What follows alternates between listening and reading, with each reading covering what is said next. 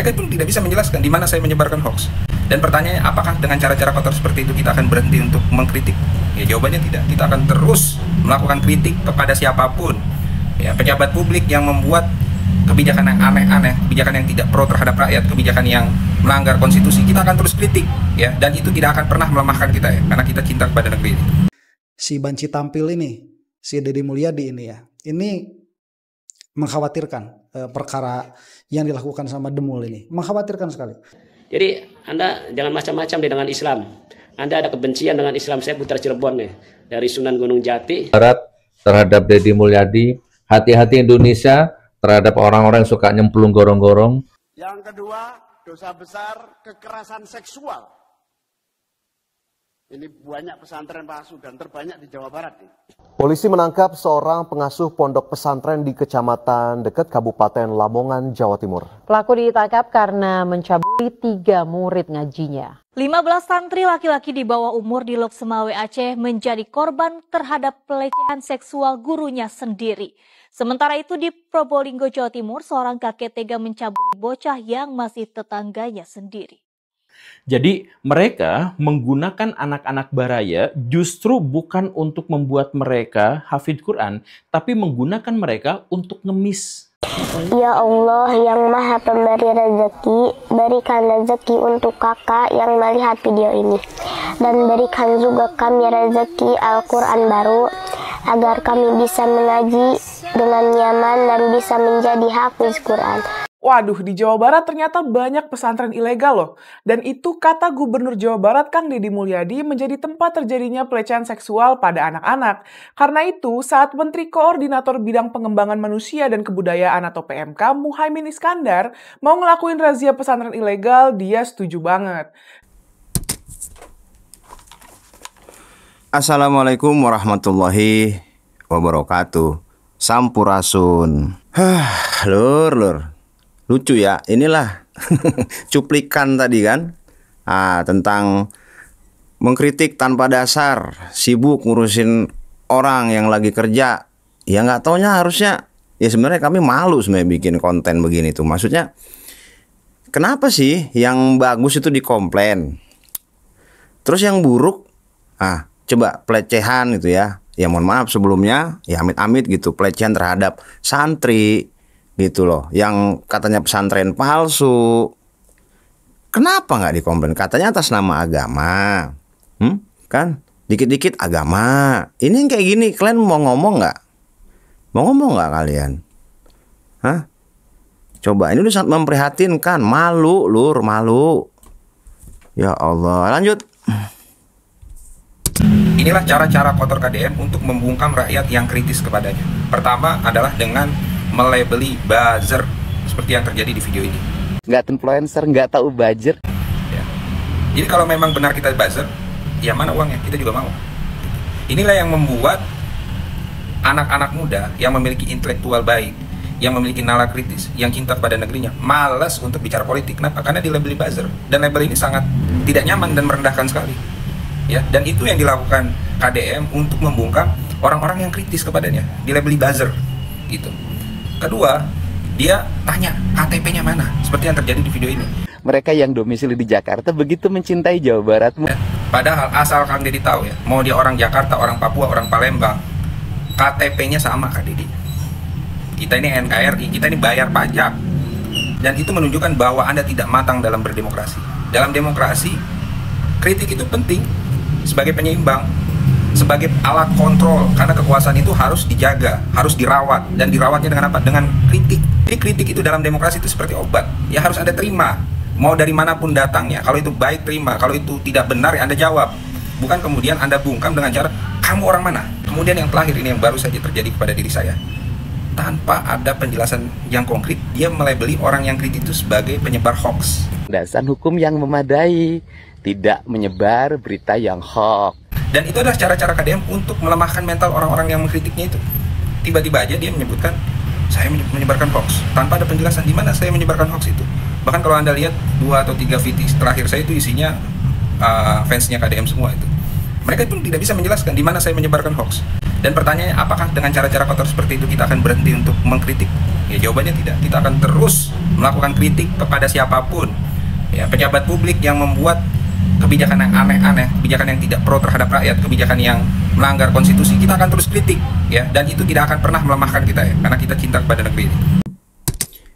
Jadi gini Kang, kritik itu harus berbasis data.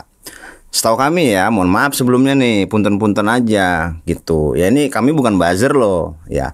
Cuman ini dari cara gaya ngomongnya Akang ini, ya kan, ngomongnya itu tidak berdasar gitu. Ya kritik itu harus by fakta, by data. Itu kritik gitu. Namanya kritik, ini ada problem. Terus kemudian Akang riset gitu. Problem ini tuh kalau dilanjutkan, dampak positif negatifnya apa, dikalkulasi. Nah, ketika lebih banyak dampak negatifnya, berarti itu problem. Nah, ketika ini problem, Akang harus nyari solusi gitu. Jadi Akang namanya kritik itu, ya, ini setahu kami, mohon maaf nih, kami orang bodoh gitu kan, bukan orang pinter. Tapi analogi kami tuh seperti itu Kang gitu. Namanya kritik itu harus berbasis data, harus berdasar, harus memiliki data fakta. Nah, setelah di riset ada problem, nah Akang kasih tahu solusinya seperti apa gitu. Nah, setelah dikasih tahu pertimbangannya apa. Nah, ini kalau misalnya tidak dilakukan, ini dampaknya seperti ini. Kalau dilakukan, dampaknya seperti ini. Dampak yang tidak dilakukan, positif negatifnya apa. Dampak setelah dilakukan, positif negatifnya apa. Itu kritik. Ya Kang ya. Punten nih sebelumnya, saya bukan buzzer. Nah, kalau masalah KTP orang mana, maksudnya KDM tuh gini Kang. Kan KDM Gubernur Jawa Barat gitu loh Kang. Ya, maksudnya kalau itu adalah kritik dari warganya yang merasakan dampak langsung dari kebijakan beliau, ya wajar gitu. Makanya saya bilang kan harus ada data fakta. Nah, KTP Akang yang bukan orang Jawa Barat itu menunjukkan bahwasanya ya tidak berdasar gitu. Makanya jangan marah kalau disebut nyinyir. Kalau kritikan yang tidak berdasar, tidak memiliki data fakta, itu sama dengan nyinyir. Nah, paham Kang? Sampai sini Kang? Kita lanjut. Aduh lucu. Pak Anies buat anak Abah setelah pilkada apalagi nih Pak? Namanya terus berkarya, rakyat, kebutuhan lingkungan, lalu jawab dengan solusi. Ya. Terima kasih Pak Anies. Ya, itu kan ketahuan kan. No comment. Silakan netizen, dulur-dulurku semua yang menilai. Kami no comment lah. Kita lanjutkan saja video selanjutnya. Oke Lur. Bagi siapa saja yang memiliki sedikitnya begitu ya rasa kebersamaan terhadap agama, atau rasa bahwa dia itu tidak anti terhadap agama, dalam hal ini Islam, itu akan sedikitnya minimalnya mempertanyakan apa yang dilakukan oleh si banci tampil ini, si Deddy Mulyadi ini ya. Ini mengkhawatirkan perkara yang dilakukan sama Demul ini. Mengkhawatirkan sekali. Jadi yang dikatakan sama Ceng Mujib itu betul ya.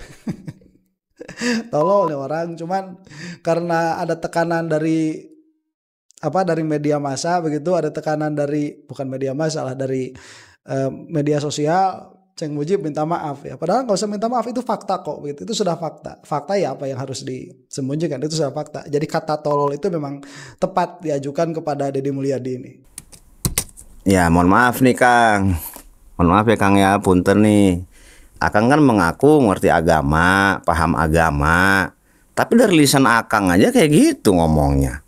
Coba, Akang mau nggak digituin? Gitu aja, simpel aja nih. Kira-kira nih, Akang kan ngomong nih segala apa tuh, banci apa tuh, ya kan? Terus kemudian mohon maaf nih ngomong kata gitu. Kang, KDM itu gubernur Kang. Berarti namanya gubernur, dia punya kapasitas. Ngerti nggak Kang? Nah, pertanyaan saya simpel aja. Akang teh saha gitu.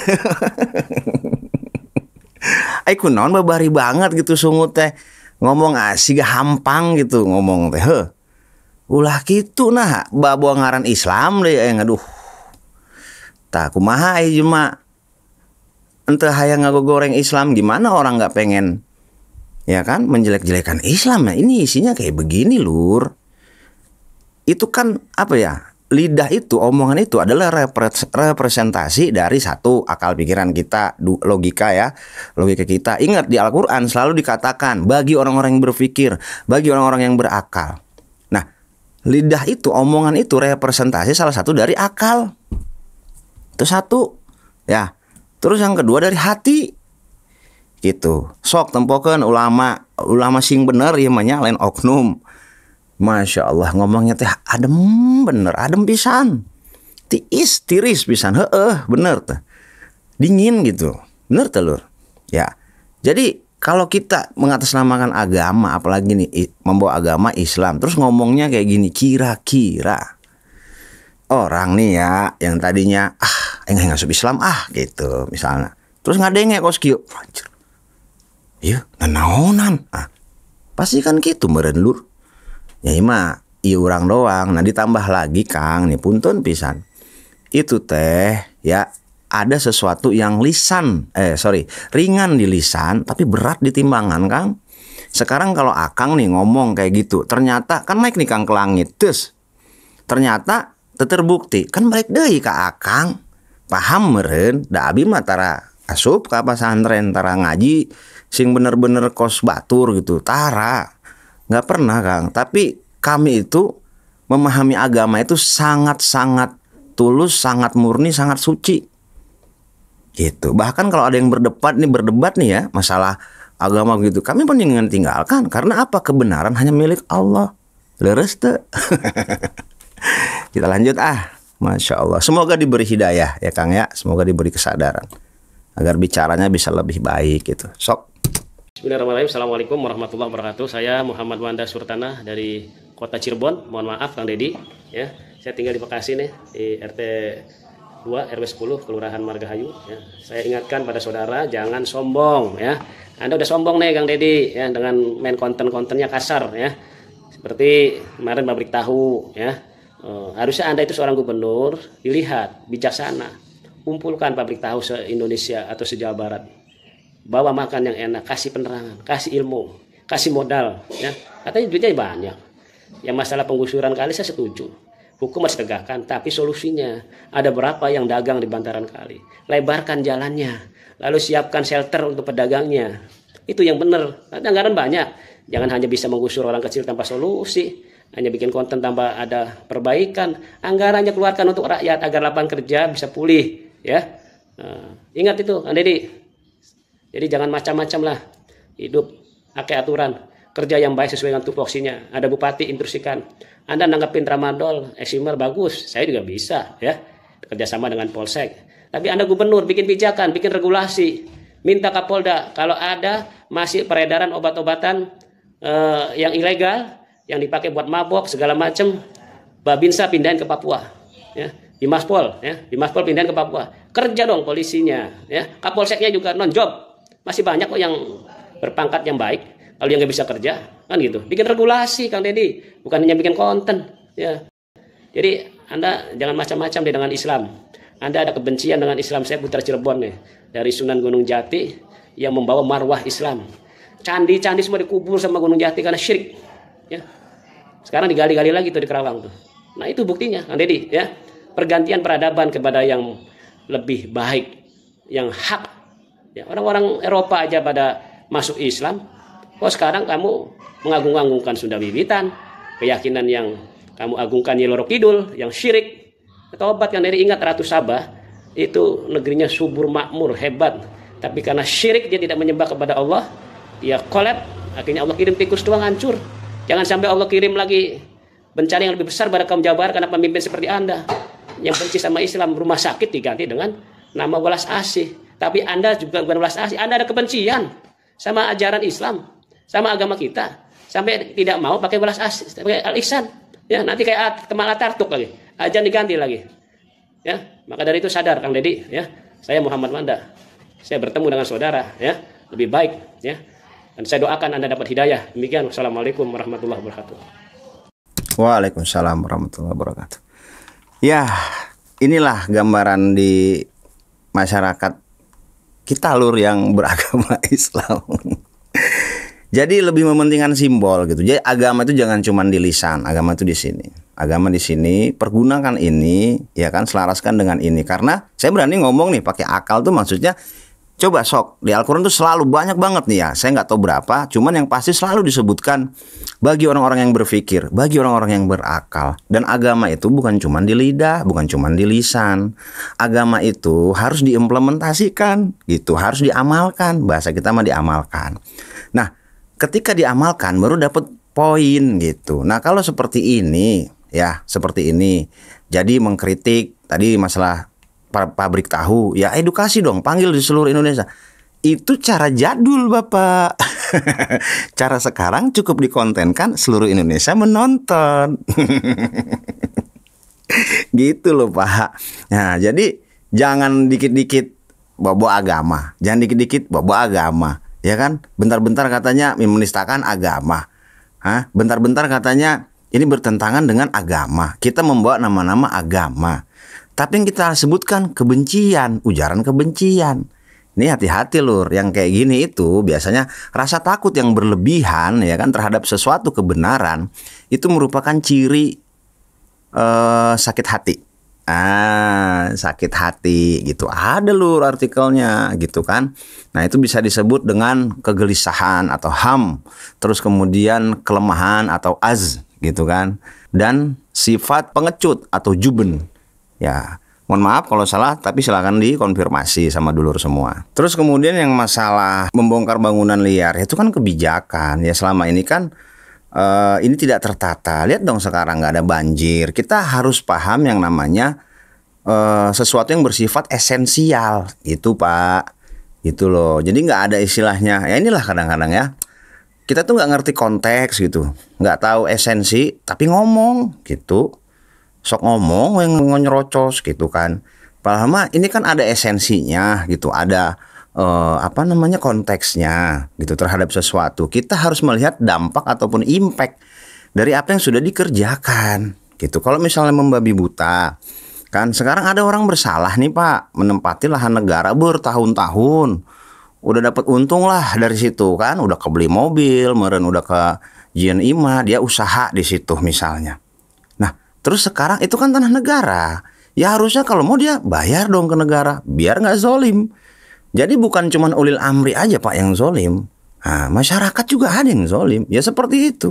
Sekarang kami mau nanya, kira-kira memanfaatkan sesuatu yang bukan haknya, apakah itu bukan sebuah perbuatan dosa sok?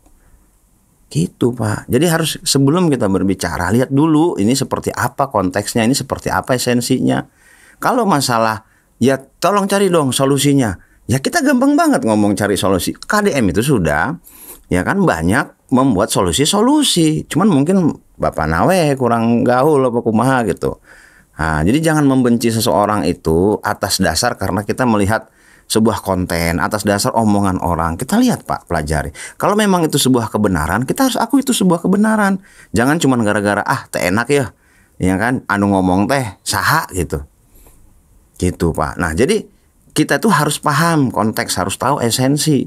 Nah, kalau masalah solusi Pak, tidak ada yang ujuk-ujuk, semua itu bertahap gitu loh.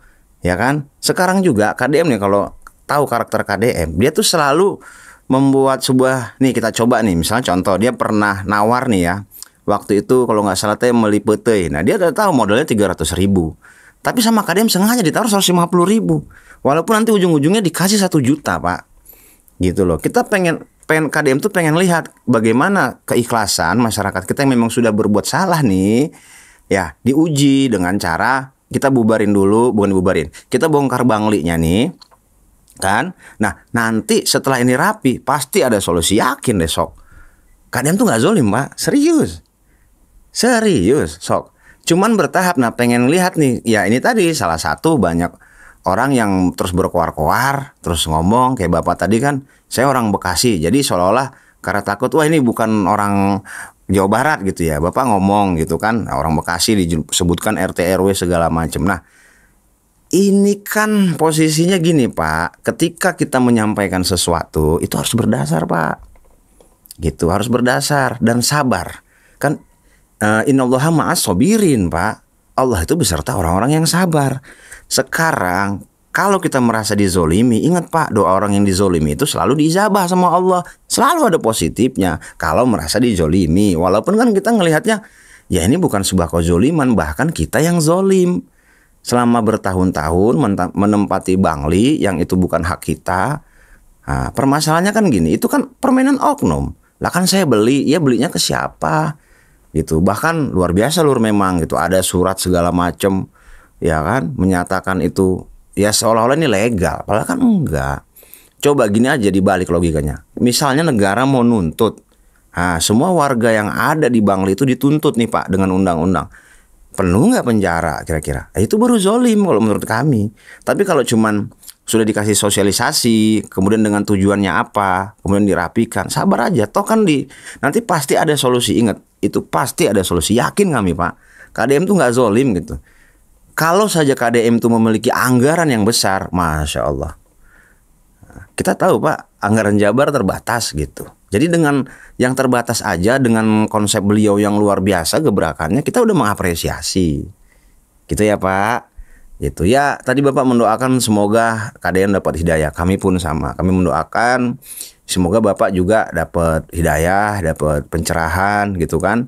Ya, supaya bisa lebih, perspektifnya itu bisa lebih luas lah gitu Pak. Oke? Next kita lanjut video selanjutnya lur.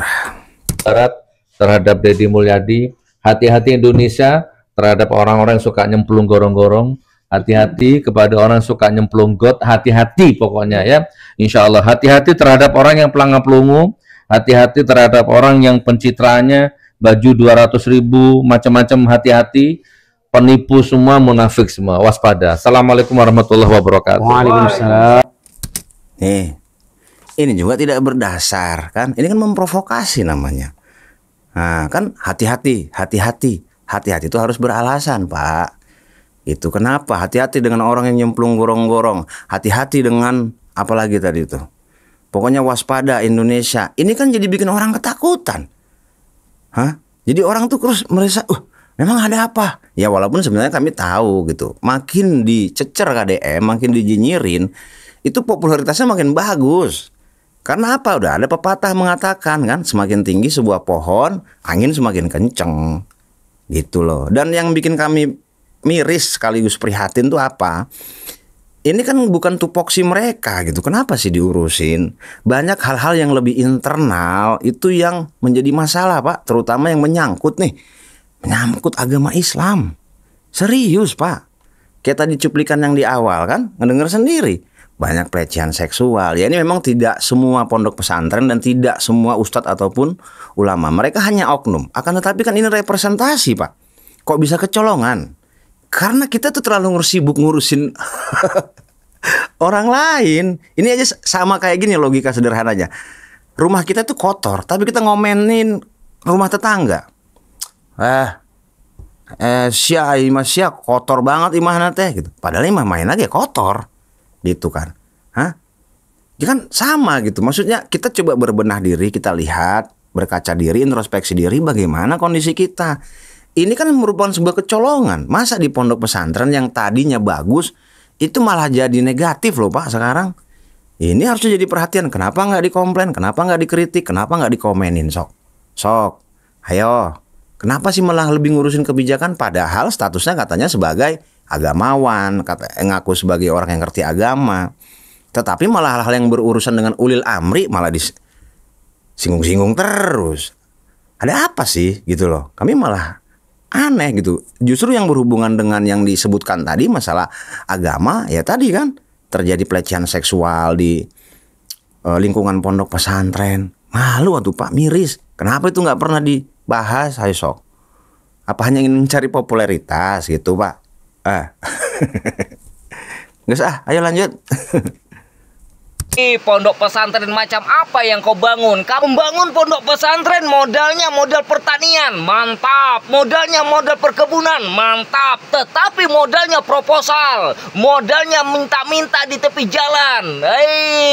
Pondok pesantren macam apa yang kau bangun? Kamu mendidik santrimu nanti jadi santri yang membudayakan proposal dan menjadi santri yang membudayakan meminta-minta di tepi jalan. Koplak kayak ustadz kayak. Ngedan. Ahai. Ya, benar. Karena kan gini ya, setahu kami namanya pondok pesantren itu kan berbasis pertanian, peternakan. Jadi ada seorang yang mengerti agama nih, ataupun biasanya dia pengusaha biasanya. Nah, dia memanggil ustadz gitu kan, atau kiai gitu kan. Nah, memanggil terus mengajarkan santri-santrinya itu untuk belajar agama. Nah, nggak mesti bayar gitu. Yang penting mereka bantuin berkebun, bantuin bertani. Nah, basisnya pesantren itu sebenarnya gitu lur dulunya. Cuma kan seiring kemajuan zaman berubah gitu loh. Nah, terus sekarang fenomenanya santri-santri, ya walaupun nggak semua ponpes ya, pondok pesantren, itu diajarin ngemis lur, ngemis online. Nauzubillah min dzalik. Belum lagi kecolongan-kecolongan yang lain. Ini kan sesuatu yang harus kita perhatikan lur. Jangan sampai kita melempar orang, ya kan, udahlah nggak kena, malah batunya balik ke kita. Kami juga seorang muslim dan kami merasa malu gitu. Kenapa sih kita terlalu sibuk ngurusin urusan orang yang jelas-jelas ya memang beliau itu adalah seorang gubernur Jawa Barat terpilih secara sah. Ya, mau dari sisi apapun. Tiba-tiba kita apa bla bla bla bla. Coba. Sementara yang kayak gini nih. Coba. Oke, kita lanjut next video lur. Yang kedua, dosa besar kekerasan seksual. Ini banyak pesantren palsu dan terbanyak di Jawa Barat nih. Mana Jawa Barat? Ini kadang-kadang karena Menteri Agama bukan di bawah koordinasi saya, tapi karena sama-sama NU-nya ya sudah kita. Dari 39.000 pesantren berapa yang sudah? 39.000 pesantren ditambah pesantren-pesantren palsu. Yang tiap hari memunculkan berita-berita negatif busuk sehingga merusak citra pesantren. Saya bilang sama Ki Abdul Salam, saya gregetin Gus, sebentar lagi saya akan razia pesantren-pesantren. Karena pesantren yang busuk-busuk itu merusak nama baik pesantren-pesantren yang mulia dan unggul. Ada 3 dosa besar yang harus diantisipasi tidak terjadi di pesantren. Dosa pertama, bullying. Bullying tahu nggak bullying? Bahasa Arabnya apa bullying?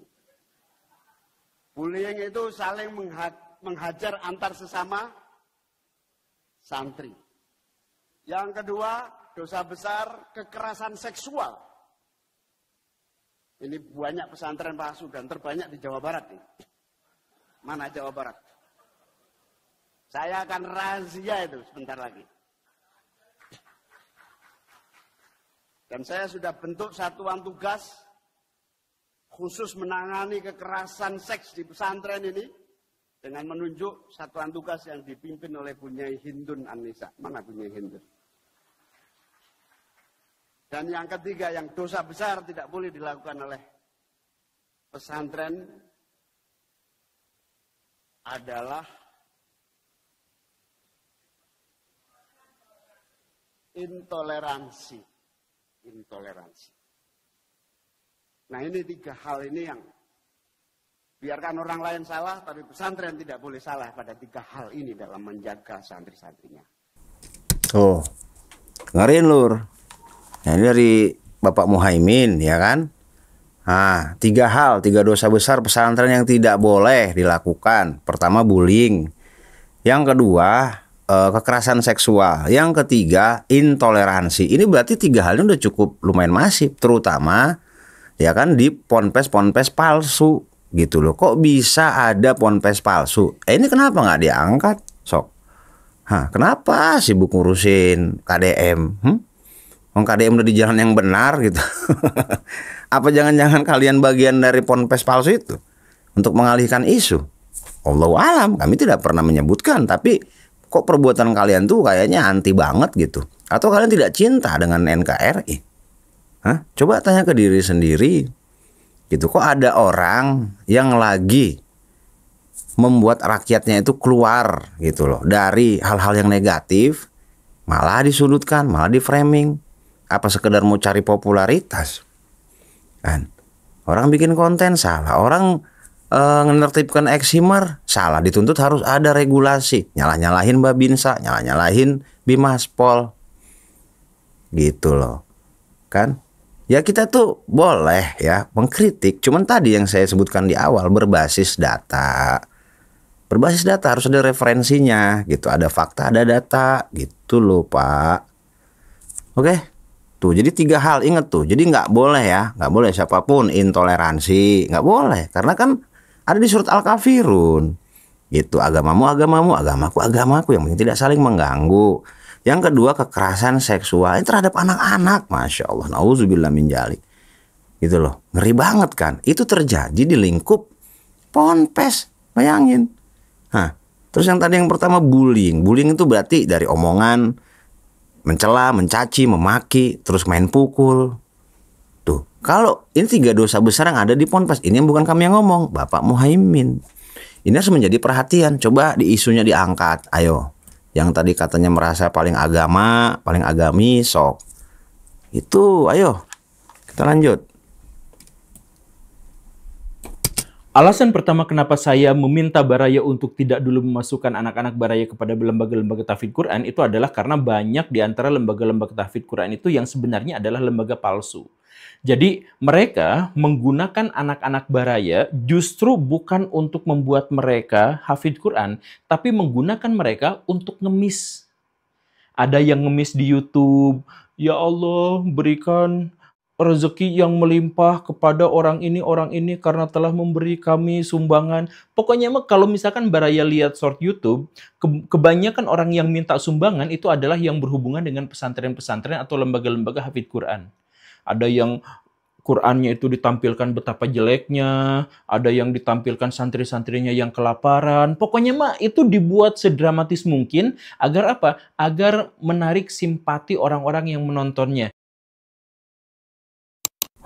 Nauzubillah min dzalik ya Allah. Coba itu Lur kayak gitu. Miris nggak Lur? Miris kan? Miris lah, itu kan eksploitasi namanya. Eksploitasi anak. Punya anak nih, kita masukin ponpes, tujuannya supaya bisa pandai, cakap, belajar agama. Leres tuh, bener nggak? Ya kan? Nggak taunya dieksploitir. Oknum ya, kita bicaranya oknum. Ya, yang ngomong bukan saya, yang ngomong guru gembul. Dan itu pasti ada buktinya. Gitu. Berarti kan diajarin minta-minta, Lur. Hah? Ditambah lagi gini loh. Tadi kan yang dibahas tahfidz Quran ya. Tahfidz itu berarti kan bisa dengan lancar menghafal Al-Quran. Nah, pertanyaan kami sederhana. Ketika apakah sudah menghafal ini? Nah, inilah kadang-kadang doktrin yang berjalan ya. Kalau sudah menghafal itu seolah-olah akan ada jaminan masuk surga. Sekarang kami mau nanya, emang dulur semua beribadah tujuannya apa sih? Surga. Kalau kami ya beribadah itu, kami hanya ingin mendapatkan rahmat dari Allah Subhanahu wa Ta'ala. Kami ingin diperhatikan, kami ingin dilihat. Kami berpikirnya gini, kalau kami menginginkan rahmat dari Allah Subhanahu wa Ta'ala, kami nggak mungkin dimasukkan ke neraka. Gitu aja.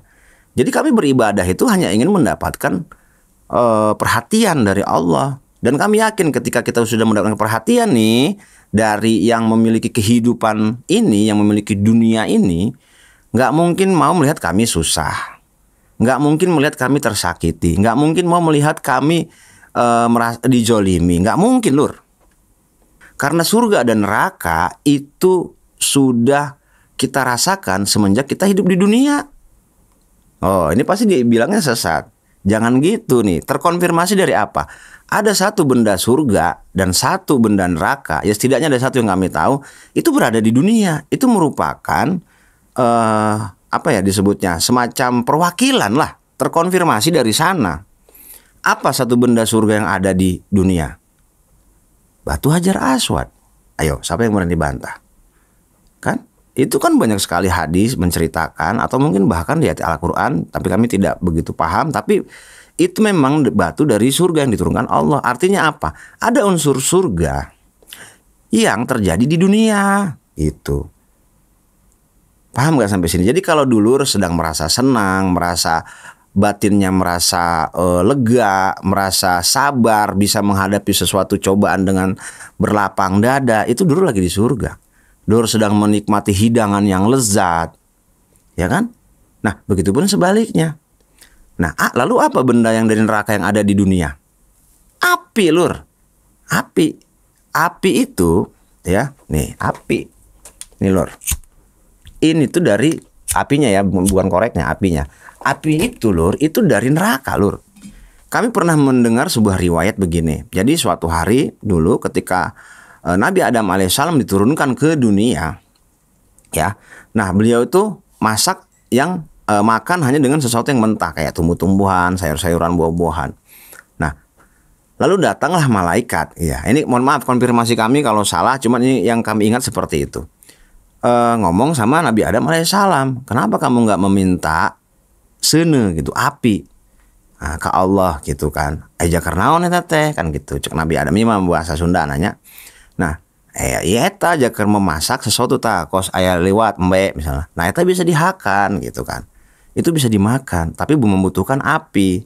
Ya mana di sini nggak ada. Ya udah mohon sama Allah, angkat tanganmu minta sama Allah. Nah, akhirnya Nabi Adam alaihissalam memohon sama Allah untuk diturunkan api. Allah memerintahkan malaikat untuk mengambil secuil bara api, ya sebuah riwayat yang kami pernah dengar itu sebesar pasir. Nah, dibawalah sama malaikat. Ya malaikat, ambilkan bara dari neraka, ya kan, dari neraka sebesar biji pasir, bawa ke dunia. Karena Nabi Adam alaihissalam membutuhkan api. Nah ini mohon maaf konfirmasi, sekali lagi konfirmasi kami kalau memang ini salah, tapi ini kami menceritakan ya. Nah kedua unsur tadi yang sesuatu dari surga dan sesuatu dari neraka. Nah dibawalah ini si bara api yang sebesar pasir, masih jaraknya jauh berjuta-juta kilometer, ya kan, bahkan puluhan juta bahkan miliaran mungkin, itu bumi udah bergoncang, nggak kuat. Nah balik lagi malaikat, ya Allah, mohon ampun sebelumnya cuman bumi nggak kuat menahan ini bara api neraka. Lalu Allah perintahkan belah 7. Jadi yang bara api sebesar pasir tadi itu dibelah 7, Lur. Dibelah 7. Nah setelah dibelah 7 itu turun lagi ke bumi. Sama aja masih jarak kayak jauh itu udah bergoncang bumi. Nah balik lagi ke Allah lagi. Allah masih belum kuat. Allah perintahkan direndam ya di salah satu kali yang ada yang keluar dari Sidratul Muntaha. Nah di Sidratul Muntaha itu ada banyak mata air, Lur, ceritanya gitu. Nah direndam selama 7 hari. 1 hari di akhirat itu sama dengan 1000 tahun di dunia. Berarti 7000 tahun itu bara api direndam. Nah setelah 7 hari waktu akhirat, terus kemudian malaikat membawa ke bumi, itulah api yang kita pakai sekarang. Gitu. Terus pertanyaan mungkin gini nih bagi orang-orang yang suka ini ya, iseng gitu ya. Lah kan Allah Maha tahu, kenapa nggak dari awal aja? Nah ini yang disebut ilmu hikmah, Lur. Jadi ada hikmah, ada pelajaran yang kita ambil. Bahwasanya apa? Api neraka itu siksanya sangat berat gitu. Karena bumi aja tidak kuat menahan kekuatan dari api neraka itu, walaupun cuma secuil gitu. Nah diharapkan supaya ada rasa takut kita. Ya walaupun kadang-kadang orang jadi takutnya sama neraka, bukan takut sama Allah gitu. Harusnya kita takutnya sama Allah gitu loh. Gitu, Lur ya. Nah itu sedikit apa ya, ceritalah gitu, Lur ya. Oke, jadi ya kalau kami jujur aja, kami itu beribadah meninggalkan sesuatu yang dilarang Allah itu karena takut sama Allahnya. Gitu. Jadi pola pikirnya, mindsetnya harus dirubah. Nah, apalagi sering banget nih kita dengar cerita-cerita tentang wah ntar di surga tuh bidadari banyak, ada 7, kita melayani kita. Ini kan eksploitir juga, namanya eksploitir pikiran. Jemaahnya wah nanti di surga tuh gini-gini. Liar pikirannya gitu. Udah beribadah itu karena Allah. Semuanya karena Allah. Kita hidup juga karena Allah. Lillahi ta'ala gitu. Oke, Lur. Mohon maaf sebelumnya kalau agak menggebu-gebu menceritakannya. Ya ini saking ku kehel nah weh gitu. Ku naon gitu nguruskan weh Bapak aing, Masya Allah. Kita lanjut. Ya Allah yang Maha Pemberi rezeki, berikan rezeki untuk kakak yang melihat video ini. Dan berikan juga kami rezeki Al-Quran baru, agar kami bisa mengaji dengan nyaman dan bisa menjadi hafiz Quran. Rabbana atina fid dunya hasanah wa fil akhirati hasanah wa qina azabannar. Amin. Belajar Qurannya bagus. Ya. Cuman cara diajarkan meminta itu eksploitir namanya, karena Islam tidak pernah mengajarkan yang namanya meminta. Orang tua kami dulu almarhum ya. Nah, semoga Allah menempatkan orang tua kami di tempat terbaik di sisinya. Nah, itu nggak pernah Lur, nggak pernah ngajarin kami itu minta, nggak pernah. Kalau bisa tuh tangan di atas. Nah, itu ilmu yang diajarkan.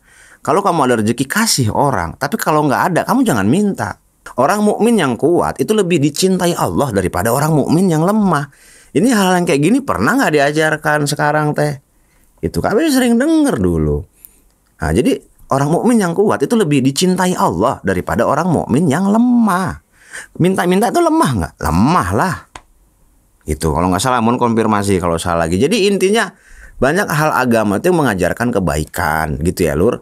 Nah, jadi yang dilakukan oleh KDM itu kan sebuah kebaikan, implementasi, pengamalan, menolong orang, membuat kebijakan supaya orang bisa bangun lebih pagi, ya kan, meratakan ataupun menghilangkan bangunan liar yang berdiri di bukan haknya. Coba bayangin, selama bangunan itu berada di situ, ya kan, berarti kan itu bukan haknya nih, Kita mengatasnamakan, wah ini kan kami masyarakat. Kami itu warga, sudut pandangnya udah aneh gitu.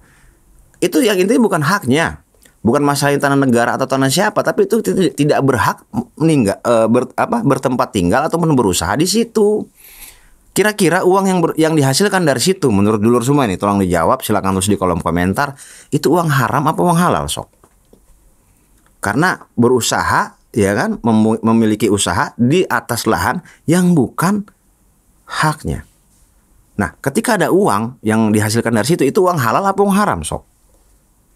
Sampai ke situ Lur KDM mikirnya. Jadi secara nggak langsung nih ya, kalau kita berpikirnya logis nih, KDM itu sedang menyelamatkan kita semua. Karena beliau tahu yang namanya pemimpin itu akan dimintai pertanggungjawaban di akhirat kelak.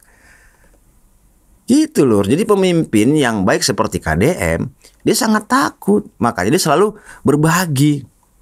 Itu bukan mau sombong, bukan mau cuman konten, enggak.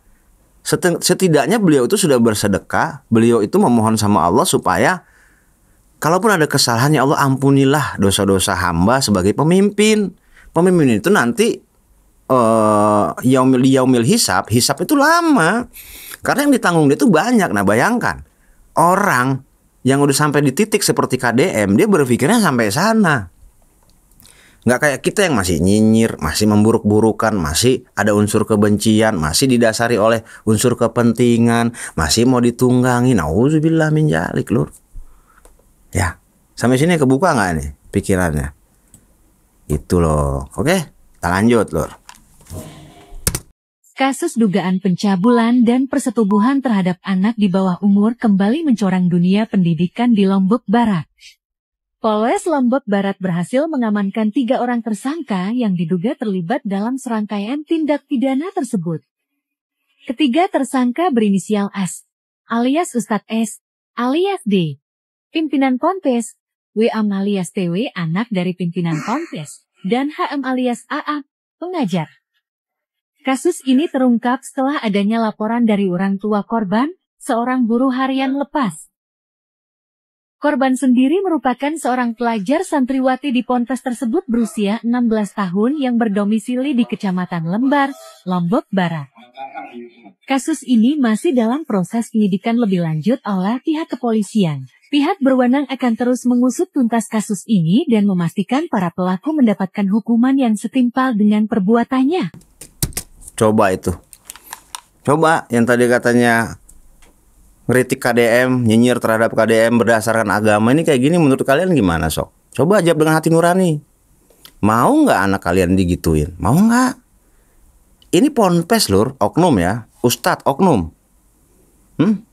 Orang tua udah mempercayakan supaya anak dididik dengan benar. Tuh, Ponpes bukan lagi. Ini udah, coba bayangin. Anak umur 16 tahun, seorang wanita, seorang perempuan, anak remaja, dirusak. Nauzubillah min dzalik. Ini kenapa nggak pernah kalian bahas? Kenapa? Sok. Coba. Menurut kalian kayak gini, mau nggak anak keluarga kalian, anak kalian perempuan, saudara kalian perempuan, adik kalian perempuan digituin sama orang? Mau nggak? Wah, nauzubillah min zalik. Ya. Ini harusnya dibahas, Lur. Dibahas yang tadi ngaku katanya yang paling soleh, yang paling dekat sama Allah. Angkatlah. Kenapa harus mengkritik orang yang lagi KDM itu justru mau menyelamatkan anak-anak muda dari obat-obatan, dari eksimer. Di Cirebon itu lagi dirapihin. Tuh. Nah, yang katanya mendustakan agama, menistakan agama, dia lagi menolong anak muda. Lah ini yang katanya paling agama, apa nggak bikin malu nih? Kami juga orang muslim, berhak kami marah gitu. Berhak kami emosi. Gak cuma satu, banyak. Ya Allah, ini kenapa nggak pernah kalian bahas? Sok. Justru KDM tuh pengen menyelamatkan generasi muda. Dia nggak pernah membawa-bawa agama, ya kan? Dia nggak pernah dari lisannya itu. Malah kalian tuduh dia Sunda wiwitan. Dia itu mencintai kebudayaan sebagai orang Sunda. Tapi secara syariat dia tuh pemeluk Islam yang taat. Kami berani jamin dia orang yang taat. Cuma nggak pernah kelihatan. Karena ketaatan itu adalah urusan hati kita dengan Allah Subhanahu wa Ta'ala, Lur. Kalau ditunjuk-tunjukkan ke orang, ya riya lah namanya, pamer. Coba bayangin gimana hancurnya hati orang tua dari anak gadis ini, ya. Anaknya dititipkan, dia buruh harian lepas, punya anak perempuan, perawan, ditaruh di pesantren, malah dirusak. Nauzubillah min dzalik. Ini harus diluruskan. Coba bikin kontennya, coba direaksi. Bener nggak, Lur? Kita lanjut. Polisi menangkap seorang pengasuh pondok pesantren di Kecamatan dekat Kabupaten Lamongan, Jawa Timur. Pelaku ditangkap karena mencabuli 3 murid ngajinya.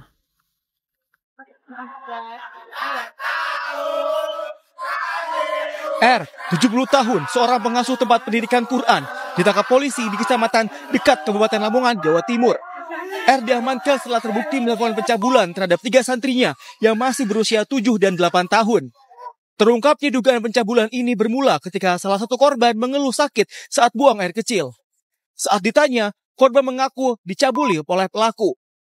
Dari keterangan korban, orang tua korban melapor ke kantor polisi. Kepada polisi, pelaku mengaku perbuatannya. Di dalam pemeriksaan, si pelaku menyatakan bahwasanya dia membenarkan bahwasanya dia sudah melakukan tindak pencabulan terhadap ketiga korban ini. Dan informasinya pelaku itu ketua MUI ya? Ya, betul. Pelaku ini merupakan ketua MUI Kecamatan dekat. Untuk saat ini dan prosesnya? Untuk saat ini kita masih pemeriksaan saksi-saksi dan mengumpulkan alat bukti yang ada. Pelaku ditetapkan tersangka berdasarkan alat bukti, keterangan saksi, serta rekaman video permintaan maaf tersangka sebelum diamankan. Pelaku ditahan di Mapolres Lamongan untuk menjalani proses penyidikan. Dari Lamongan, Jawa Timur, Abdul Wahid, iNews melaporkan. Tuh, nggak di mana-mana. Sama aja umur 70 tahun. Ya Allah ya Rabbi. Anak-anak itu, Pak. Astagfirullahaladzim. Nauzubillah min dzalik. Ini apa yang di otaknya coba ya? Itulah. Jadi nafsu syahwat aja nggak bisa menahan. Makanya nggak aneh kalau sekarang tuh banyak yang katanya ngaku-ngaku dia paham agama. Dengan gaya cuman pakai peci, ya kan? Pakai baju gamis, ngomong, wah mengkritik begini seolah paling benar. Nih, lihat. Ya, nafsu berbicara tuh juga sama nafsu syahwat sama, nggak bisa nahan nih. Udah, ayo ngomong. Ngaku goreng batu, ngaku goreng jelma, ngaku goreng sejen, sok. Ayo kos gitu teh kumaha matakannya. Kuduna teh batur mah. Perhatikan kos kieu heula. Mah penting aing mengatasnamakan agama teh. Ulah saeutik-saeutik. Wah, ini mah menistakan agama Islam. Wah, ini mah anti terhadap simbol agama Islam. Tibang simbol atuh dah. Apa coba simbol? Yang penting Islam tuh di sini. Apa sih arti Islam tuh? Orang yang berserah diri. Kenapa kalian khawatir terhadap seseorang yang mau memimpin negara Jawa Barat itu dengan keikhlasan hatinya? Orang yang benar-benar mulia, murni, nggak ada paribahasa tehnonya. Dia KDM ini kalau mau berbuat, mohon maaf gitu, berbuat yang aneh-aneh kayak yang tadi barusan kita lihat, gampang banget dah. Ibu-ibu nugelis, sok meluk, sok nyium. Dia itu udah cuman rasa kasih sayang, udah hawa nafsu dia itu bisa kendalikan sama beliau, Lur. Hah? Kurang mulia apa beliau di sisi Allah, sok? Dibandingkan tadi mengatasnamakan agama, ujung-ujungnya kos gitu, belak letik, anak kecil. Masya Allah, na'udzubillah min dzalik. Coba guru ngaji, astagfirullahaladzim. Bayangin coba, Lur. Hah? Yang tadinya kita mengajarkan kebaikan itu coba. Anak kecil digituin, tahu apa? Makanya hati-hati, mungkin kita nggak pernah tahu ya hal ini terjadi itu sejak kapan. Jangan-jangan dari dulu. Jangan-jangan. Hah, sebenarnya kalau kita bicaranya oknum itu cuma 1-2, ini hampir semua. Banyak sekali kasus kejadian kayak gini tuh. Yang katanya guru ngaji, yang katanya orang tua, yang katanya kakek, yang katanya paman, orang tua tiri, orang tua kandung, na'udzubillah min dzalik. Berarti ada yang salah, Lur, dengan agama kita. Pemahaman terhadap agama kita. Kalau agama Islam itu baik, Rasulullah itu mengajarkan sesuatu yang baik. Nah, orang-orang yang bertugas menyampaikan, mendistribusikan agama ini dalam bentuk ceramah, dalam bentuk kajian, dalam bentuk hal-hal yang bisa diterima oleh jamaah, itu ada kesalahan pasti. Kok bisa kayak gini? Coba. Ya karena terlalu sibuk mengklaim kehidupan orang, terlalu sibuk untuk menjustifikasi kebijakan orang. Ya kan? Kita lanjut, Lur. Kalau ketemu guru harus suntangan bolak-balik yang seperti itu, kemudian tidak boleh membelakangi guru. Jadi kalau misalkan ada guru di depan dia berjalannya mundur dan sebagainya, itu ajaran dari Islam bukan? Ya bukan. Dari mana itu? Emang pernah Baraya melihat ada riwayat para sahabat melakukan hal yang semacam itu gitu, atau guru dicium kakinya dan sebagainya? Kan nggak ada yang seperti itu. Jadi itu adalah nilai-nilai tradisi dari entah ajaran agama lain, entah budaya yang lain dan sebagainya.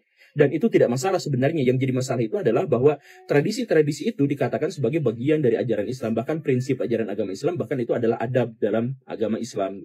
Padahal ada agama Islam itu yang tadi itu sederhana, menghargai orang lain, kayak gitu ya, nggak ngerokok kayak gini, kayak mengkritik dan sebagainya. Enggak, kan itu sederhananya seperti itu. Ya, karena apa? Karena banyak sekali lagi ya, banyak sekali pesantren-pesantren yang mengajarkan ajaran Islam yang palsu. Atau bahkan pesantren itu sendiri adalah pesantren yang palsu. Saking palsunya, ketika mereka misalkan melakukan ritual-ritual, itu juga nampaknya bukan ritual dari Islam gitu. Banyak di antara mereka. Ya, itu, Lur. Jadi gini, pondok pesantren yang asli mengajarkan kemurnian Islam itu nggak kayak gitu. Itu. Jadi yang berbuat seperti itu kebanyakan yang palsu. Tadi kan terkonfirmasi dengan ungkapan dari Gus Muhaimin tadi, Lur. Ya kan, banyak ponpes palsu. Itu. Jadi ponpes yang asli itu nggak kayak gitu. Pondok pesantren yang benar-benar asli, benar-benar murni mengajarkan kebaikan Islam itu benar-benar dijaga. Bahkan setahu kami antara santri perempuan dengan santri laki-laki itu dipisahkan. Gitu-gitu kan. Nah, terus kemudian selalu diawasi. Itu. Mengajarkan kemurnian Islam itu dengan baik, dengan benar, didistribusikan kepada santri itu dengan baik. Itu memang ada. Tapi yang tadi kayak kita lihat itu di video, sampai air minum dari gurunya mungkin itu diminum, ya'udzubillah min dzalik. Coba bayangin, coba itu Rasulullah aja nggak mau digituin. Kenapa ini manusia? Nah, ini disebut megalomania, Lur. Jadi merasa dirinya lebih hebat dari orang lain, merasa dirinya lebih suci dari orang lain, merasa dirinya lebih dekat dengan Allah daripada orang lain. Itu sebuah secara psikologi namanya megalomania. Nah, orang-orang seperti ini banyak. Gitu. Biasanya mereka itu selalu disanjung. Makanya nih ya, ingat, Rasulullah itu pernah mengajarkan jangan terbuai dengan pujian. Gitu. Bahkan ada beberapa ulama kalau dia dipuji dia meludah. Gitu. Karena pujian itu merusak. Nah, beda dengan yang sekarang kan banyak banget orang pengen dipuji. Gitu. Nah, pujian itu merusak, Lur, karena terlalu sering dipuji akhirnya besar kepala, akhirnya muncullah di hatinya itu sifat megalomania. Pengen disembah. Ini kan yang disebut Fir'aun tuh kayak gini dong. Cuman nggak ngomong, tapi hayang dihargaan, batur tita sujud, orang disuruh sujud. Padahal setahu kami nggak boleh sujud selain kepada Allah Subhanahu Wa Taala, nggak boleh sujud sama orang. Gitu, Lur. Sama orang tua aja kita cukup sungkem. Nah, sungkem tuh orang tua duduk, kita bungkuk, gitu, kita cium tangan. Sungkem nggak boleh kita sujud, nggak boleh. Sujud itu hanya kepada Allah, Lur, ya. Gitu. Jadi banyak banget hal-hal yang eksploitir terjadi ya di yang tadinya lembaga yang memang mengajarkan masalah agama itu ya tereksploitir seperti ini, terekspos seperti ini, Lur. gitu. Dianggapnya ya ini pondok-pondok pesantren palsu kayak gini. Tapi yang tercemar siapa? Ya kita semua umat Islam. Kebawakeun KB. Kenapa ini nggak dikomplain sok? Kenapa nggak ini dikritik? Kenapa? Kritik atuh sok. Aduh ya Allah, lanjut. 15 santri laki-laki di bawah umur di Lok Semawe Aceh menjadi korban terhadap pelecehan seksual gurunya sendiri. Sementara itu di Probolinggo, Jawa Timur, seorang kakek tega mencabuli bocah yang masih tetangganya sendiri. Pimpinan pesantren dan seorang guru ngaji di kota Lok Semawe Aceh diringkus polisi karena mencabuli 15 orang santri laki-laki yang masih di bawah umur. Perbuatan cabul tersebut telah dilakukan kedua tersangka sejak bulan September 2018. Modus tersangka ialah mengajak anak didiknya untuk membersihkan rumahnya yang ada di dalam pesantren. Kedua tersangka dijerat pasal 47 Konun Aceh tentang hukum jinayat dengan ancaman hukuman 90 cambuk atau denda 900 gram emas atau penjara paling lama 90 bulan. Seorang kakek 3 cucu di Kabupaten Probolinggo, Jawa Timur diamankan Unit Perlindungan Perempuan dan Anak Polres Probolinggo. Mantan karyawan swasta ini dilaporkan ke polisi karena tega mencabuli anak tetangganya sendiri yang masih berusia 8 tahun. Akibat perbuatannya, tersangka dijerat Undang-Undang Perlindungan Anak dengan ancaman hukuman 12 tahun penjara. Dari Lok Semawe Aceh dan Probolinggo, Jawa Timur, Hana Purwadi, Arnia Jamil, Ainis melaporkan. Tah, coba ya tah. Budak laki, Masya Allah. Anak laki-laki dilecehin sama ustadz laki-laki di pondok pesantren. Ini pemikiran gila macam apa sih? Kok bisa sih orang yang katanya, ya sekarang gini ya, kalau orang ngajar di pondok pesantren, berarti kan dia ya seenggaknya bisa hafal Quran atau bisa membaca Quran atau udah ngerti Al-Quran dan hadis. Ya kok kelakuannya kayak gini? Dia apa yang dia pelajari? Masya Allah. Terus yang terakhir tadi kakek-kakek udah tua, anak tetangganya. Kita yang tua ini ya harus menyayangi yang muda. Yang muda harus menghormati yang tua. Itu yang disebut dengan sile asa, sile asi, sile asu, siliwangi. Ini kenapa malah yang tua menghajar yang anak kecil? Makanya nggak heran kalau banyak terjadi kejadian intoleran di negara kita, yaitu merasa besar, megalomania. Bodoh amat dengan urusan dia lebih kecil, malah diinjak-injak, bukannya malah dilindungi, bukannya malah disayangi. Padahal negara kita ini berdiri bukan atas dasar kita doang, semua berhak hidup di sini secara baik, semua berhak hidup ya kan dengan kegiatan agama masing-masing. Bener nggak Lur? Ya mohon maaf sekali lagi punten-punten kalau kami agak sedikit dengan nada tinggi kami menceritakan ini karena ini teh kesel banget gitu Lur. Udah kelewatan teuing gitu, udah kelewatan pisan, kelewatan banget.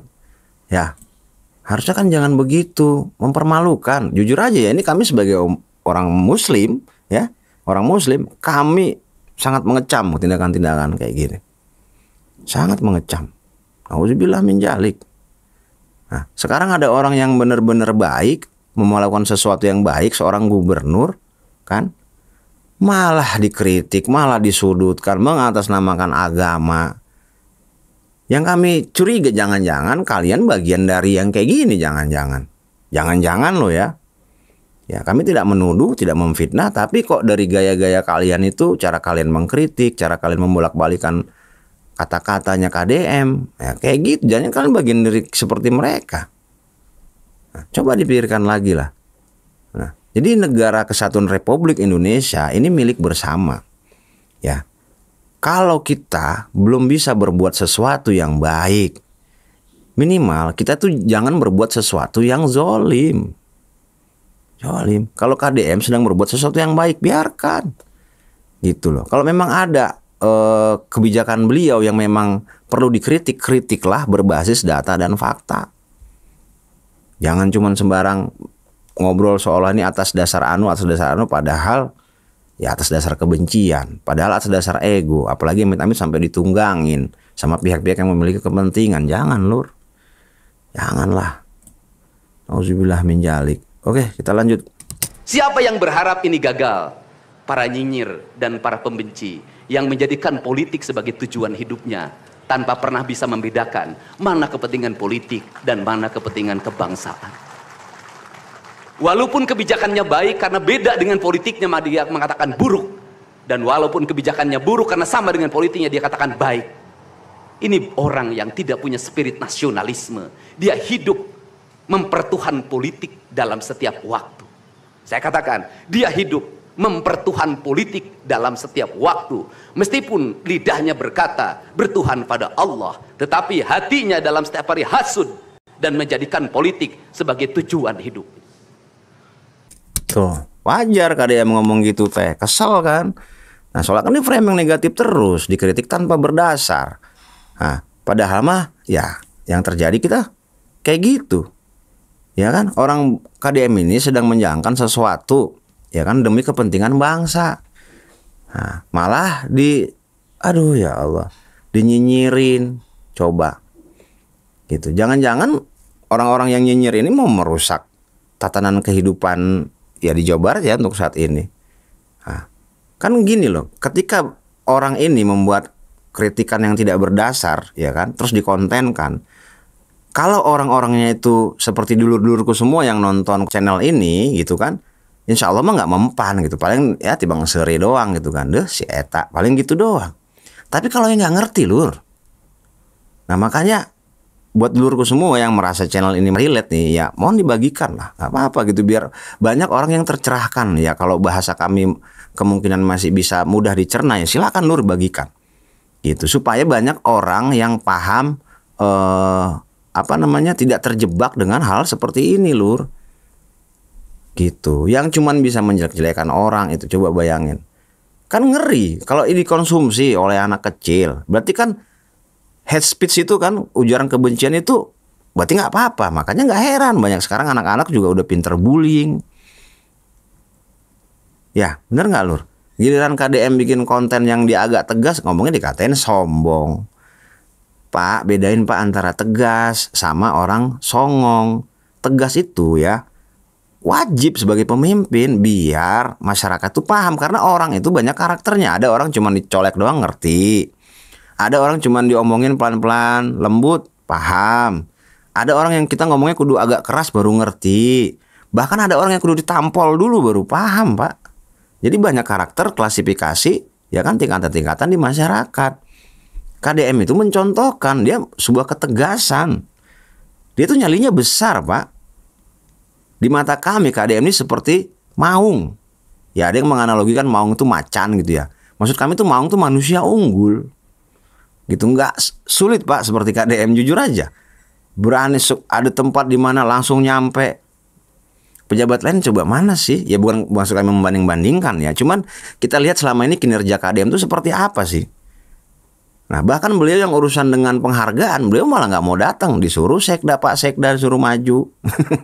Giliran yang arjen-arjen, dia bukan tujuannya untuk mencitrakan dirinya, tidak. Dia itu pengen selalu hadir di masyarakat ketika masyarakat sedang kesusahan.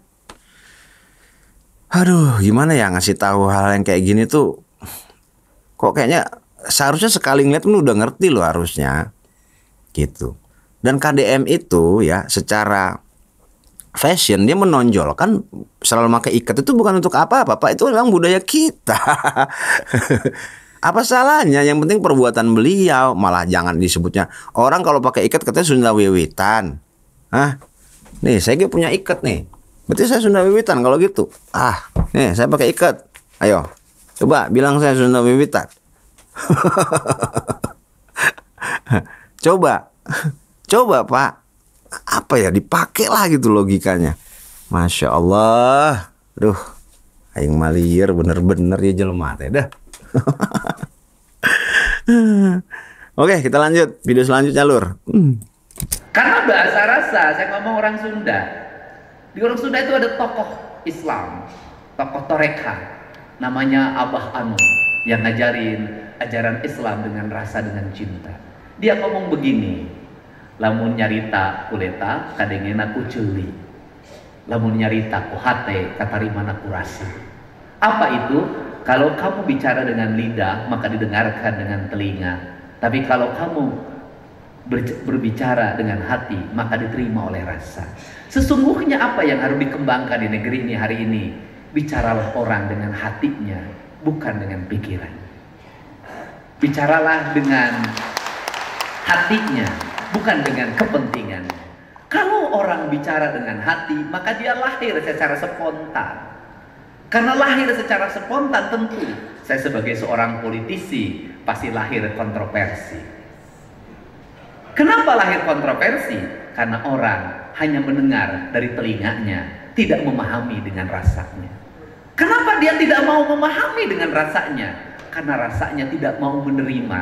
Ada rasa benci, ada rasa kepentingan, ada rasa apapun yang tidak boleh itu dikesampingkan. Susah negeri ini dipersatukan kalau orang bicara dengan bicara kepentingan, bukan bicara rasa. Betul. Setuju, Lur. Nah, inilah Bapak Aing Kang Deddy Mulyadi, bijaksana banget kan. Dan hebatnya beliau nggak cuma ngomong, dia bisa mengimplementasikan, mengamalkan apa yang diomongkan. Coba, ada nggak pejabat yang kayak gini? Ya untuk saat ini belum, tapi kami yakin ini merupakan role model. Mudah-mudahan ke depannya ya kan banyak pemimpin kita yang seperti Kang Deddy Mulyadi. Gitu. Jadi pakai rasa, pakai hati. Maksudnya gini, kalau kita nggak mau digituin orang, ya kita jangan gitu sama orang. Nah, kita mau nggak nih, ya kan dinyinyirin? Wah nggak mau, ya kita jangan nyinyir ke orang. Ya kan? Kita mau nggak nih bayangkan pas kita yang tadi tuh, yang kayak oknum ustadz yang ke anak kecil itu atau ke gadis yang tadi. Coba bayangkan itu anak-anakmu. Mau nggak anakmu digituin? Saudaramu, saudara perempuanmu, coba bayangkan. Ini ajaran dari mana kayak gini? Gitu loh. Jadi ayolah kita renungkan bersama bahwasanya ini tuh ya bukan lagi menjadi isu-isu yang sensitif, karena udah banyak yang memberitakan, membahas, dan berani speak up. Dan ini merupakan borok yang harus kita perbaikin, Lur. Malu lah, malu sama saudara-saudara kita yang dari agama lain, Lur. Malu banget kita, wah, merasa paling suci, merasa paling dekat. Nih, lihat perbuatan kayak gini. Suci dari Hong Kong. Malu kan? Malu lah. Sekarang giliran ada KDM, ya kan? Gubernur Jawa Barat yang memberikan contoh, ya kontra. Makanya tadi seperti kami bilang, jangan-jangan ya kalian bagian dari orang-orang seperti itu. Jangan-jangan kalian kalau diberi kesempatan jadi zolim kayak gitu. Jangan-jangan. Ya jadi kita harus lihat nih hati nurani kita, perasaan kita, akal kita pakai. Karena Allah selalu bicara di Al-Quran itu, selalu berfirman di Al-Quran apa? Bagi orang-orang yang berpikir, bagi orang-orang yang berakal. Kita dikasih otak, dikasih pikiran, dikasih akal sama Allah itu bukan cuma untuk pajangan, bukan cuma untuk hiasan, untuk dipakai. Gitu, untuk dipergunakan, Lur, ya. Oke, jadi sebelum bicara pikirkan dahulu ya kan dampak-dampaknya seperti apa sebelum menyerang. Ya jangan takut, misalnya ada kawan yang nggak sepemikiran sama kita. Kita merasa kita misalnya di posisi yang benar. Teman kita menjelek-jelekan gini.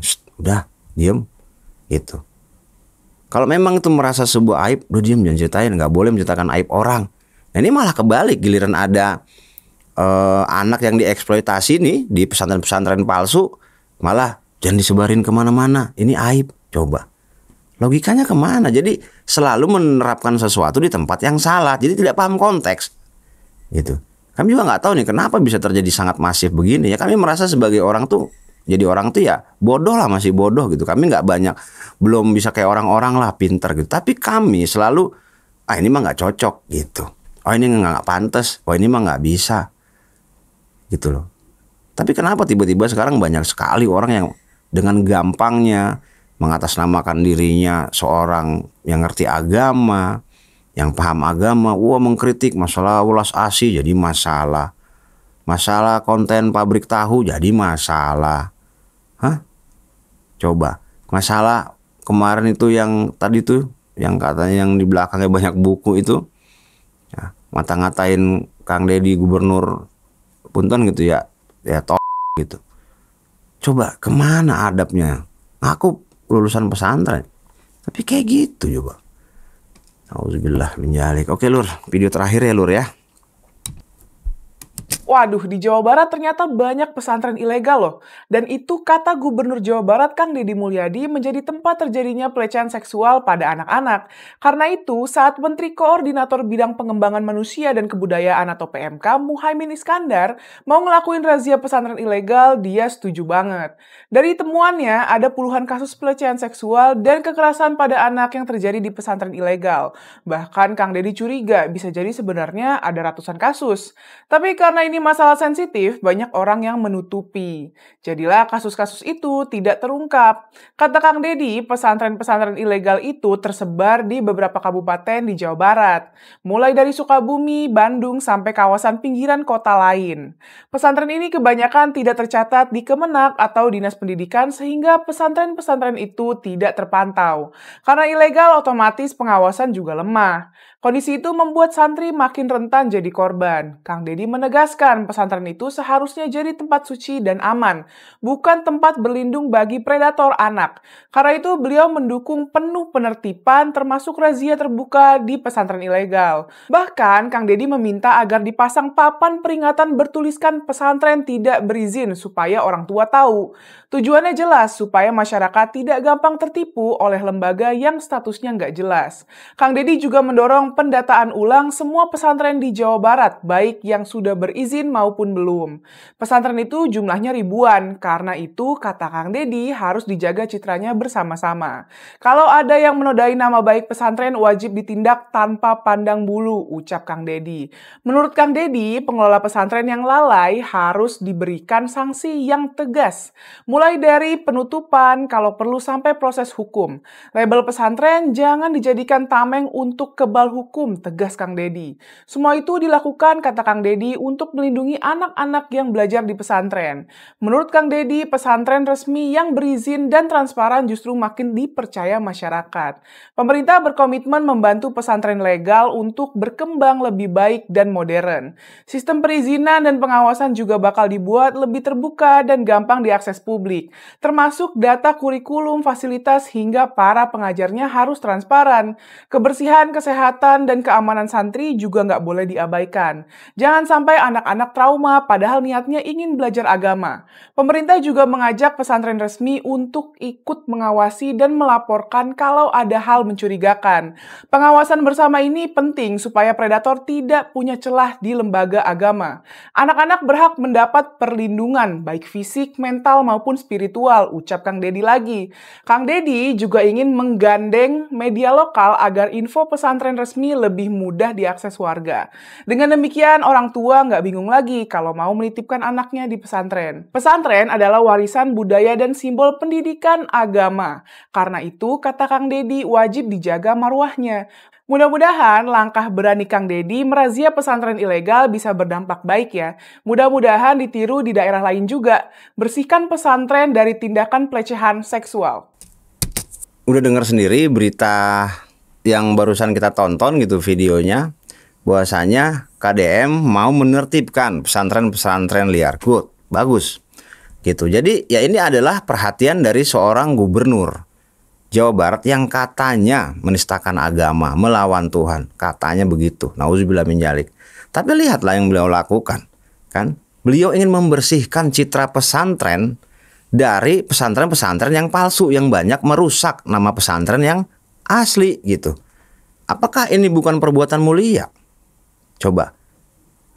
Daripada yang nakut-nakutin, yang katanya dia ngaku dia paham agama tapi nakut-nakutin umat, nyinyirin orang lain, ngajak-ngajak perang. Coba bayangkan.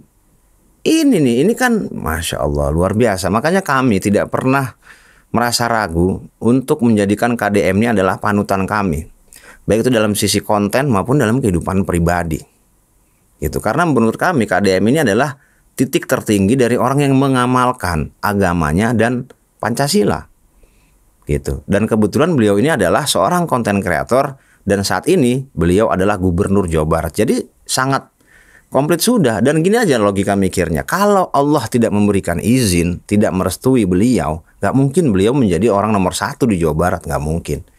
Dan orang yang mendapatkan restu Allah itu pasti orang yang memiliki sebuah kemuliaan, Nur. Ya kan? Lah. Kita yakin di hati beliau tuh sudah tidak ada lagi rasa-rasa yang gimana gitu. Kalau beliau ngomong ya sebagai manusia biasa normal, karena terlalu sering dikritik, dinyinyirin, ya kritik tak berdasar ya gitu. Kalau otokritik beliau terbuka banget gitu. Nah, tapi yang tidak berdasar ya wajar kalau beliau itu berbicara. Nah, lihatlah. Gitu. Bayangkan seorang Kang Deddy Mulyadi mau merazia karena dia paham betul nanti sebagai pemimpin dia akan dihisap. Nah, ini udah dilakukan. Nanti kalau pas pada saat dihisap nih ditanya sama Allah, kamu tahu nggak dulu tuh waktu di dunia di pesantren tuh banyak terjadi pesantren palsu, yang terjadi pelecehan terhadap anak-anak. Tahu ya Allah, apa yang kamu lakukan? Nah, kalau bayangkan kalau Kang Deddy Mulyadi nggak melakukan apa-apa, cuman diem aja kan? Nah, disalahin sama Allah. Tapi begitu beliau melakukan ini, ya Allah, aku razia, kugunakan jabatanku untuk merazia pondok-pondok pesantren yang sudah merusak citra Islam. Nah, selamatlah dari yaumil hisab. Kayak tadi juga yang menempati Bangli.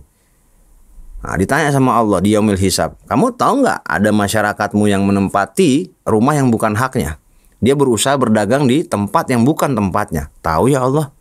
Apa yang kamu lakukan? Nah, coba bayangkan kalau itu dibiarkan. Ya kan? Makanya Kang Deddy tahu ke sana, dirapikan itu supaya apa? Kita tuh nggak cuma selamat di dunia tapi selamat di akhirat.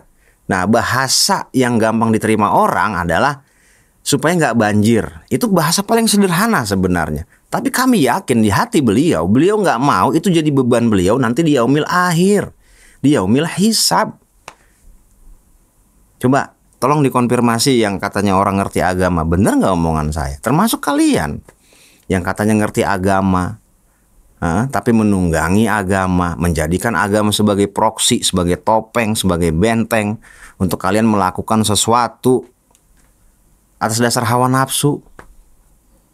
Kalian nggak takut sama Allah?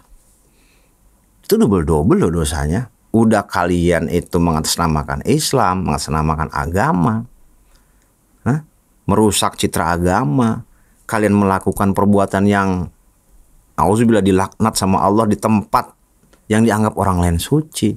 Memang orang lain nggak bisa ngelihat, lur. Tapi Allah kan maha melihat. Apalagi zaman sekarang itu, ya alhamdulillah gitu udah banyak yang berani speak up. Jadi kebuka semua. Diambillah hal yang kayak gini. Kebijakan kayak gini. Kang Deddy Mulyadi itu bukan lagi di tahap ngaji kalau kata kami. Dia itu udah naik, fasenya udah naik karena beliau belajar tasawuf. Beliau kami gitu pernah juga belajar tasawuf. Ya gini orang tasawuf itu, ya pemahaman terhadap akidah dan akhlaknya itu nomor 1, lur. Itu kan beliau ngaji di Abah Anom kan, Kiai Abah Anom. Iyalah, itu tasawuf. Gitu. Jadi dipelajari sesuatu yang berdasarkan akidah dan akhlak. Makanya kami nggak pernah percaya kalau beliau itu musyrik.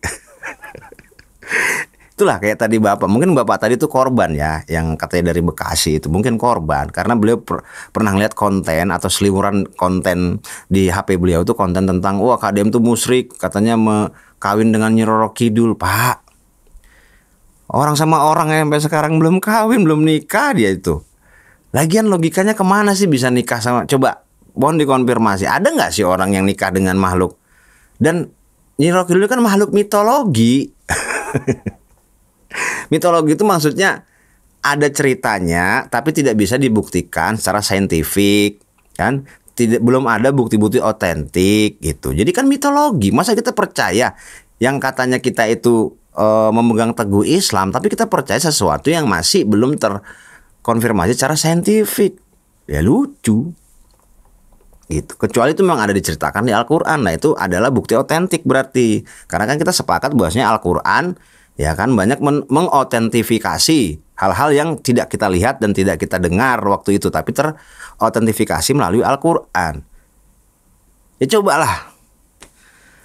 Aduh, jadi balik lagi lah ya, segala sesuatu harus terkonfirmasi, harus diklarifikasi. Jangan cuman kita sibuk menyibukkan diri. Wah ya bener nih berarti ternyata dia kayak gini ya. Jangan gitu. Kita harus ada tanya, bener nggak sih gitu. Kita bandingkan. Tapi kayaknya enggak deh. Nah gitu loh. Kita bisa menilai karena kan antara positif dan negatif itu yang menentukan kita, lur. Gitu ya. yang menentukan kita ini orang arahnya kemana. Terus kemudian ketika melihat sesuatu yang sepertinya ini jelek gitu, kayak menggusur Bangli itu kan kelihatannya kan nggak bagus sih. Tapi kalau kita pemahaman yang kayak saya sebutkan tadi, satu, KDM menyelamatkan kita supaya nanti di akhirat kita tidak terlalu berat pas dihisap, betul nggak? Yang kedua, menyelamatkan diri beliau juga, karena sebagai pemimpin beliau pasti dihisap. Orang yang hisap tuh gini ya Lur ya, sama Allah tuh suruh mempertanggungjawabkan perbuatan kita. Ini buat dulu yang belum tahu. Jadi hisap itu adalah kita nanti ada suatu sesi di akhirat nanti namanya yaumil hisap. Yaumil hisap itu kita akan dimintai pertanggungjawaban atas semua perbuatan kita, baik itu perbuatan baik ataupun perbuatan buruk. Nah, seseorang yang memiliki jabatan sebagai pemimpin itu di yaumil hisap bakal lama gitu, karena dia harus mempertanggungjawabkan dia sebagai pemimpin, termasuk kita. Gitu. Dan nggak ada yang lepas dari yaumil hisab, semuanya akan dipertanggungjawabkan gitu ya Lur ya.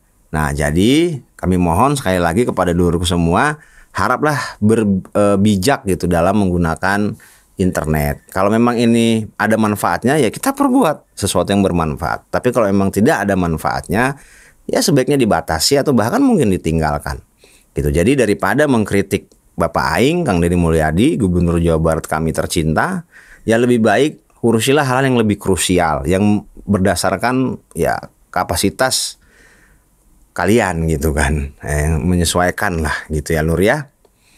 Oke, mungkin gitu dulu untuk video kali ini.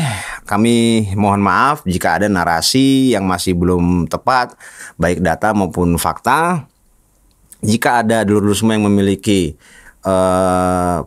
pandangan lain terhadap hal ini, silakan berkomentar di kolom komentar, tapi berkomentarlah dengan bijak gitu ya.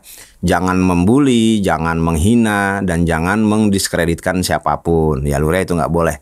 Oke, sampai berjumpa di video selanjutnya. Kami mohon diri dulu. Assalamualaikum warahmatullahi wabarakatuh. Hatur nuhun.